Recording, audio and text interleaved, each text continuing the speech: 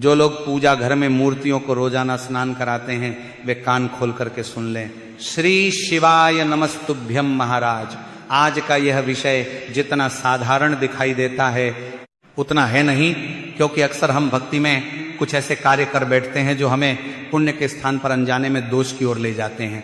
कई बार हमारी भक्ति बिल्कुल शुद्ध होती है, भावना बिल्कुल सच्ची होती है, लेकिन पूजा विधि में की गई एक छोटी सी भूल पूरे घर के वातावरण को प्रभावित कर देती है।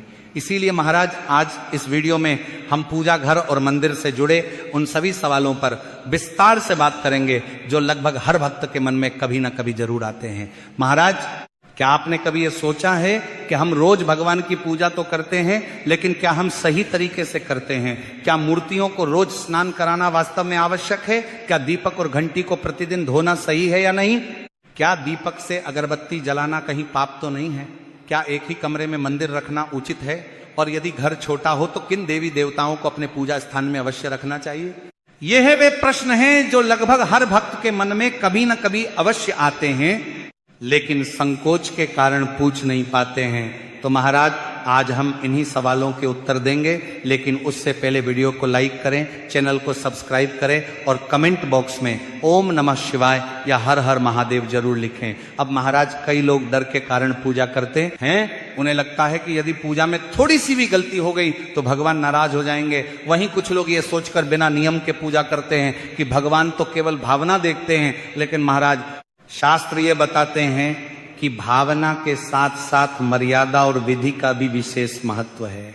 जैसे माता पिता अपने बच्चे का प्रेम समझते हैं, लेकिन साथ ही अनुशासन भी सिखाते हैं, ठीक वैसे ही भक्ति में प्रेम के साथ नियम भी आवश्यक हैं। नियम डराने के लिए नहीं, बल्कि संतुलन बनाए रखने के लिए होते हैं। तो महाराज, सबसे पहले उस स्थिति की बात करते हैं जब घर छोटा हो। मान लीजिए आपके पास केवल एक ही कमरा है, आप किराए के मकान में रहते हैं या छोटे फ्लैट में रहते हैं। उसी कमरे में आपको सोना भी है, खाना भी बनाना है और पूजा भी करनी है। तो क्या ऐसे में मंदिर रखना उचित है या फिर ऐसा करना शास्त्र के विरुद्ध है? तो महाराज, शास्त्र स्पष्ट कहते हैं कि बिना मंदिर का घर अधूरा होता है। घर छोटा हो या बड़ा, उसमें ईश्वर का स्थान अवश्य होना चाहिए। यदि एक ही कमरा है तब भी मंदिर रखा जा सकता है। बस ध्यान ये रखना है कि मंदिर कभी भी फर्श पर न हो। भगवान का स्थान सदैव ऊंचाई पर होना चाहिए।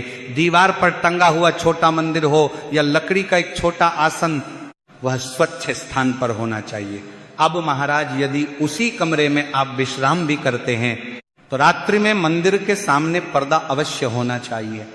जब आप सोने जाएं तो धीरे से पर्दा बंद कर दें। इसका अर्थ ये नहीं कि आप भगवान से दूरी बना रहे हैं, ये केवल मर्यादा का प्रतीक है। जैसे हम बड़े बुजुर्गों के सामने संयम रखते हैं, वैसे ही भगवान के स्थान के प्रति भी एक शालीनता होनी चाहिए। आप सुबह स्नान के बाद श्रद्धा से पर्दा खोल सकते हैं। अब एक और महत्वपूर्ण प्रश्न आता है, यदि पूजा घर छोटा हो तो किन देवी देवताओं को रखा जाए? क्योंकि कई लोग हर तीर्थ स्थान से मूर्तियां और तस्वीरें लेकर आते हैं। धीरे धीरे मंदिर भर जाता है, लेकिन नियमित पूजा नहीं हो पाती। ऐसी स्थिति में मन में अपराध बोध भी आने लगता है। तो महाराज, शास्त्रों में पंचदेव पूजन का विशेष महत्व बताया गया है।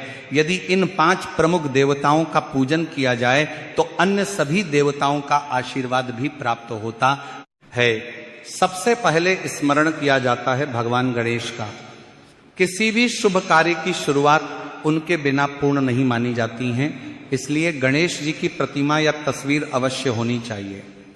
इसके बाद भगवान शिव का स्थान आता है। शिव सरल हैं, शीघ्र प्रसन्न होते हैं और अल्प पूजा से भी कृपा करते हैं। घर में छोटा शिवलिंग या शिव जी की तस्वीर रखना भी शुभ माना गया है। तीसरे स्थान पर भगवान विष्णु का स्मरण घर में स्थिरता और संतुलन लाता है।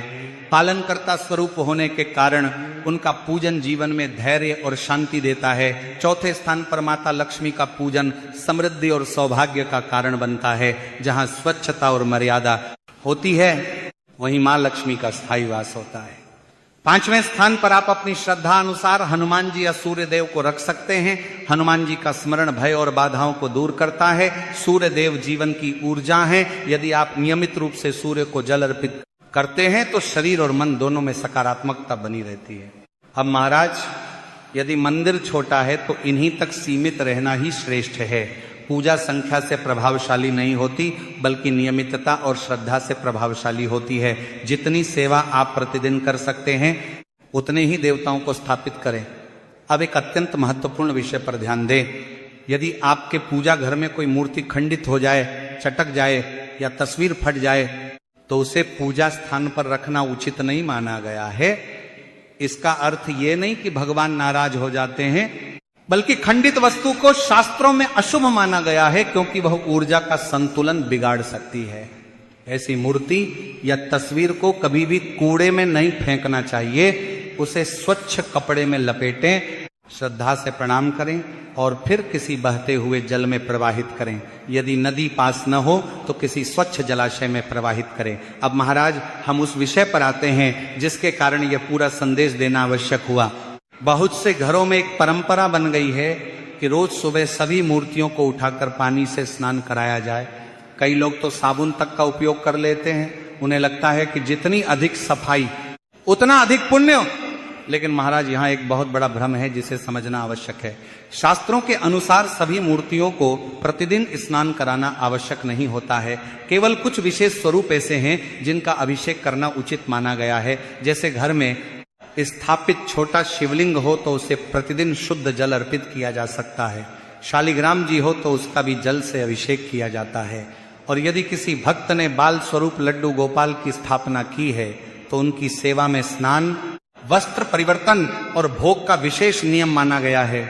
लेकिन इसके अतिरिक्त अन्य देवी देवताओं की प्रतिमाओं और तस्वीरों को प्रतिदिन स्नान कराना आवश्यक नहीं होता है, क्योंकि महाराज, बार बार पानी से धोने से मूर्तियों के खंडित होने का भय रहता है। पत्थर, मिट्टी या संगमरमर की प्रतिमाएं समय के साथ चटक सकती हैं, रंग उतर सकता है, और यदि प्रतिमा खंडित हो जाए तो फिर वह पूजा के योग्य नहीं रहती हैं। इसीलिए अन्य देवी देवताओं की तस्वीरों और मूर्तियों के लिए केवल जल का हल्का सा छींटा देना, स्वच्छ कपड़े से पोंछना और फूल अर्पित करना ही पर्याप्त माना गया है। पूजा का अर्थ यह नहीं कि हम भगवान को बार बार स्नान कराएं। पूजा का अर्थ है स्मरण, सम्मान और समर्पण। अब महाराज, हम शिवलिंग की सेवा को थोड़ा विस्तार से समझ लेते हैं। यदि आपके घर में भी शिवलिंग है तो वह बहुत सौभाग्य की बात है। लेकिन महाराज, ध्यान रखें कि घर के लिए शिवलिंग छोटा ही होना चाहिए। अंगूठे से बड़ा शिवलिंग घर में स्थापित करना शास्त्रों में उचित नहीं माना गया है।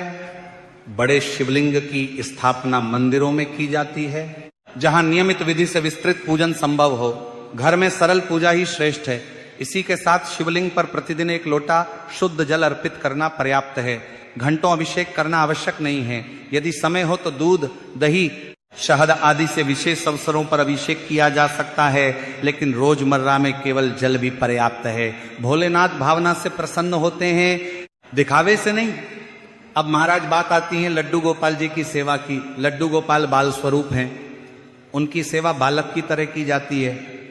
उन्हें प्रतिदिन स्नान कराना, वस्त्र बदलना और भोग लगाना सेवा का अंग है। लेकिन वही भक्त इस सेवा को अपनाए जो इसे नियमित रूप से निभा सके। यदि बीच बीच में सेवा छूट जाए तो भक्ति बोझ बन जाती है। महाराज, एक और महत्वपूर्ण नियम यहां समझना आवश्यक है। यदि घर में शिवलिंग और लड्डू गोपाल दोनों स्थापित हों तो उन्हें बिल्कुल पास पास नहीं रखना चाहिए। दोनों की पूजा विधि और ऊर्जा भिन्न मानी गई है। उनके बीच थोड़ी दूरी रखना संतुलन के लिए आवश्यक है। अब महाराज, दीपक की ओर आते हैं, क्योंकि दीपक पूजा का केंद्र है। दीपक केवल प्रकाश नहीं देता, वह प्रतीक है ज्ञान और चेतना का। इसलिए दीपक से जुड़ी छोटी छोटी बातों का भी विशेष महत्व है। सुबह की पूजा के समय दीपक को जल से धोना उचित माना गया है। इसका उद्देश्य रात्रि की जड़ता को दूर करना और नए दिन की शुद्धता का स्वागत करना है। सुबह दीपक को धोकर उसमें नई बाती रखें और ताजा तेल या घी डालकर दीपक जलाएं। लेकिन शाम के समय दीपक को जल से धोना उचित नहीं माना गया है। शाम को केवल सुबह की जली हुई बाती निकालकर दीपक को हल्के से साफ करें और उसी में नया दीपक जलाएं। अब महाराज, बहुत से लोग ये नहीं जानते कि दीपक से दूसरा दीपक जलाना शास्त्रों में उचित नहीं माना गया है। आप चाहे जितने दीपक जलाएं, प्रत्येक को अलग से जलाने का प्रयास करें। लेकिन यदि माचिस उपलब्ध न हो और आपको अगरबत्ती जलानी हो तो दीपक से अगरबत्ती जलाने में कोई दोष नहीं है, ये स्वीकार्य है। परंतु जलते हुए दीपक को कभी भी फूंक मारकर नहीं बुझाना चाहिए। दीपक को या तो स्वयं शांत होने दें या उचित विधि से बुझाएं। अब महाराज दीपक के प्रकार की भी बात कर लें। पूजा घर में पीतल, तांबा, चांदी या मिट्टी का दीपक शुभ माना गया है।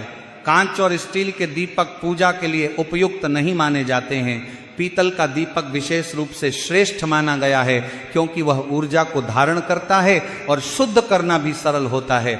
अब महाराज घंटी की बात करें। घंटी की ध्वनि वातावरण को शुद्ध करती है और मन को एकाग्र करती है, लेकिन घंटी को अत्यधिक जोर से या लंबे समय तक बजाना आवश्यक नहीं है। मधुर और संयमित ध्वनि ही पर्याप्त है। घंटी को रोज पानी से धोना भी आवश्यक नहीं है, समय समय पर स्वच्छ लेना ही पर्याप्त है।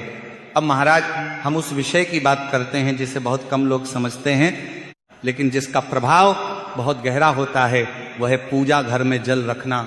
शास्त्रों में कहा गया है कि मंदिर कभी खाली नहीं रहना चाहिए, इसलिए पूजा स्थान में प्रतिदिन 1 लोटा शुद्ध जल अवश्य रखना चाहिए। यह केवल एक बर्तन में रखा पानी नहीं होता, यह जीवन का प्रतीक होता है। जल में ऊर्जा को धारण करने की क्षमता होती है। जब वह भगवान के समीप रखा जाता है तो वह वातावरण की सकारात्मकता को अपने भीतर समेट लेता है। सुबह पूजा के समय एक स्वच्छ पात्र में जल भरकर रखें, यदि संभव हो तो उसमें एक फूल डाल दें और उसे ढक कर रखें। अगले दिन उस जल को किसी पौधे में अर्पित किया जा सकता है, घर के मुख्य द्वार पर छिड़का जा सकता है या श्रद्धा से थोड़ा सा स्वयं ग्रहण भी किया जा सकता है। लेकिन एक बात का विशेष ध्यान रखें, एक बात, उस जल को तुलसी के पौधे में नहीं डालना चाहिए। शास्त्रों में इसे वर्जित बताया गया है। तुलसी जी को अलग से स्वच्छ जल अर्पित किया जाता है। अब महाराज बात करते हैं शंख की। बहुत से घरों में शंख रखा होता है, लेकिन उसकी सेवा का ज्ञान नहीं होता। शंख को केवल सजावट की वस्तु समझकर नहीं रखना चाहिए। शंख को भगवान विष्णु का स्वरूप माना गया है, इसलिए यदि आपके पूजा घर में शंख है तो उसे सीधे फर्श पर कभी न रखें, उसे किसी स्वच्छ कपड़े या आसन पर ही स्थापित करें। प्रतिदिन सुबह शंख में शुद्ध जल भरना शुभ माना गया है। यदि तुलसी दल उपलब्ध हो तो शंख पर तुलसी पत्र अर्पित करना अत्यंत पुण्यदायक माना गया है।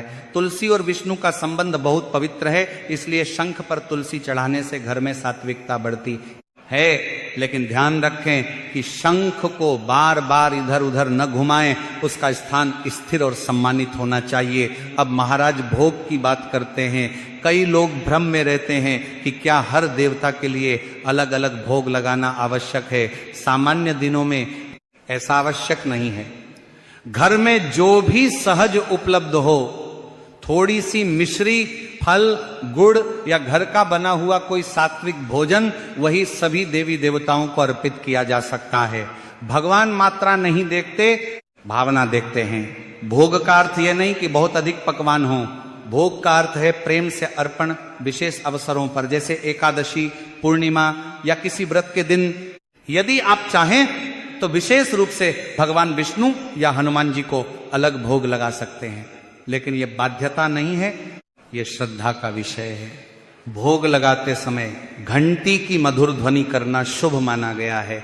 घंटी की ध्वनि से वातावरण में कंपन उत्पन्न होता है जो मन को एकाग्र करता है। अब महाराज फूलों की बात समझ लें। एक बार जो फूल भगवान को अर्पित कर दिए जाते हैं, उन्हें दोबारा धोकर फिर से नहीं चढ़ाना चाहिए। अर्पित फूल पुनः प्रयोग के योग्य नहीं रहते, उन्हें अगले दिन किसी पौधे की जड़ में सम्मान पूर्वक रख देना चाहिए। लेकिन बेलपत्र के विषय में एक विशेष नियम है। यदि बेलपत्र शिव जी को चढ़ाया गया हो और वह पूर्ण रूप से सुरक्षित हो तो उसे धोकर दोबारा अर्पित किया जा सकता है। यह शिव पूजन में मान्य होता है। इसी के साथ दीपक की बाती से जुड़ा एक और नियम जानना आवश्यक है। प्रतिदिन पूजा के बाद जो जली हुई बातियां बच जाती हैं, उन्हें इधर उधर नहीं फेंकना चाहिए। उन्हें किसी एक पात्र में एकत्र करते रहें। जब वे अधिक हो जाएं तो एक साथ जला दें। यह सम्मान और शुद्धता दोनों का प्रतीक है। अब महाराज उन लोगों की बात करते हैं जिनके पास समय बहुत कम होता है। आज के समय में जीवन की गति तेज हो गई है। लोग सुबह जल्दी निकलते हैं और शाम को थक कर लौटते हैं। ऐसे में लंबी विधियों में उलझना संभव नहीं होता। लेकिन इसका अर्थ ये नहीं कि पूजा छोड़ दी जाए। पूजा को सरल बनाइए। सुबह उठकर केवल दीपक जलाइए, भगवान को प्रणाम कीजिए और धन्यवाद दीजिए कि एक और दिन मिला। यह भी पूर्ण भक्ति है। यदि समय हो तो आरती कीजिए, यदि समय न हो तो दीपक को 5 या 7 बार भगवान के सामने घुमा दीजिए, यह भी पर्याप्त है। भक्ति को इतना जटिल न बनाए कि वह छूट जाए। सरलता ही स्थिरता लाती है।